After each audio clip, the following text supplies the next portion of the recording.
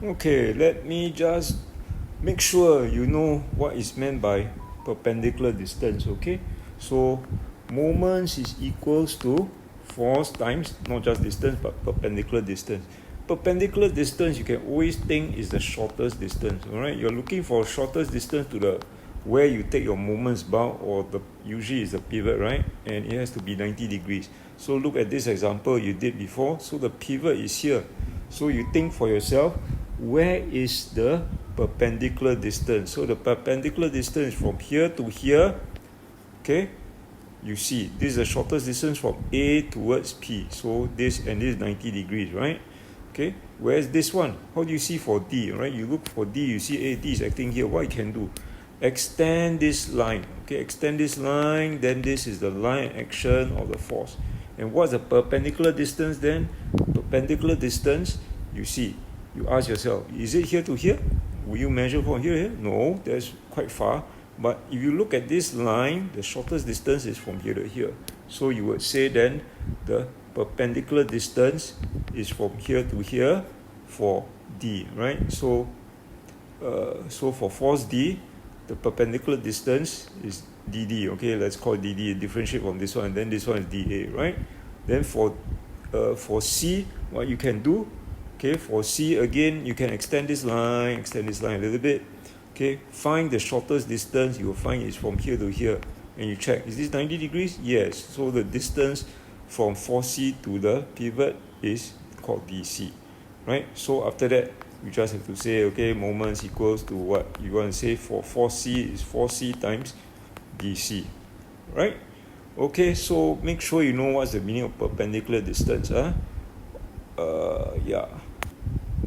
Okay, let's revise stability. So everybody knows there's stable, unstable, and neutral. Okay, so let's look at this very quickly. How do you know whether something is stable? You will say when tilted slightly, it goes back original position. Yes.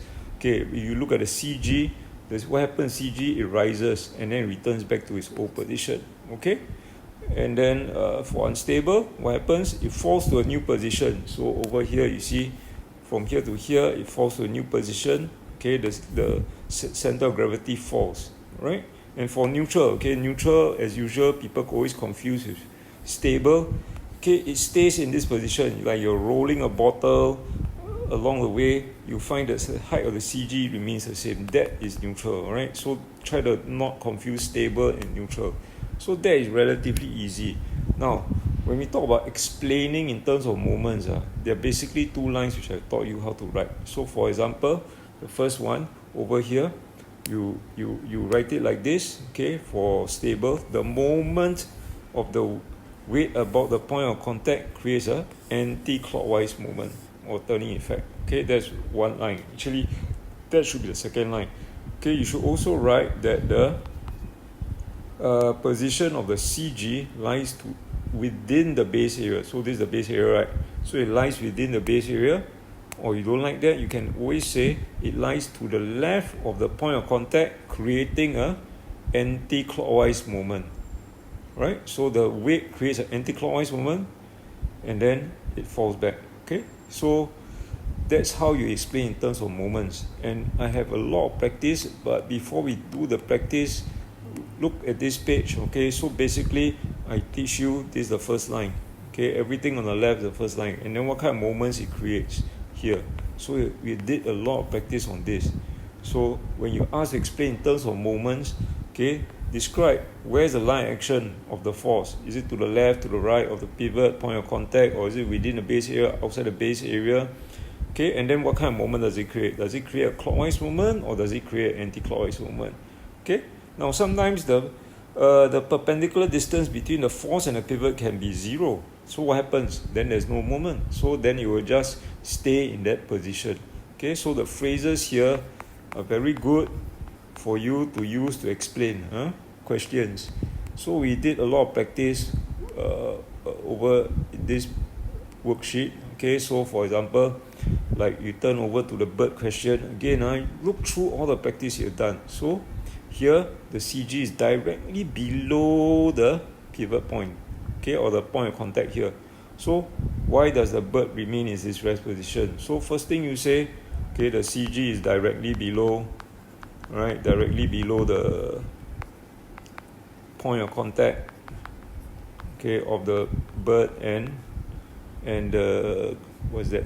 Okay, the bird and the stand, right? Okay, you write yourself, Okay, then after that, next you have to just simply say the perpendicular distance is 0. So the moment or turning effect of the weight about the point of contact is 0. Hence, it stays in that position. Okay, so that's how the way you answer. Okay, then when the bird is tilted or displaced slightly to the right, your CG also moves to the right here like that. Okay, so over here you notice you always draw the arrow down. Okay, you can see the position of the weight. Then here is your point of contact. So you now say, okay, you write the first line. Okay, the center of gravity is to the right of the point of contact of the bird and the stick. Okay, full stop. That's the first line. So describe where the center of gravity is. Right. Then the second line. So hence the moment of the weight of the bird about the point of contact creates a clockwise movement, causing it to swing backwards. Okay. So the first line. Okay, where is the CG? To the right, to the left, directly under, blah blah blah blah blah. Okay. Then after that, the moment of the weight, what does it create?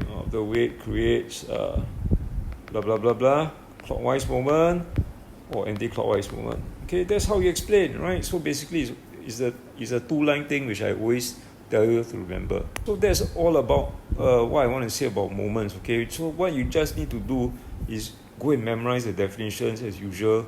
Look through everything you practice. Okay, you don't have to practice much more. You practice a lot. Look through what I practice. Notice the things that go wrong. Okay, especially calculation. As I keep saying, watch out for the distances. Okay, to the pivot. Okay, watch out. Don't get this wrong. And then after that, how you explain, I just did that. So it should be good enough. Okay.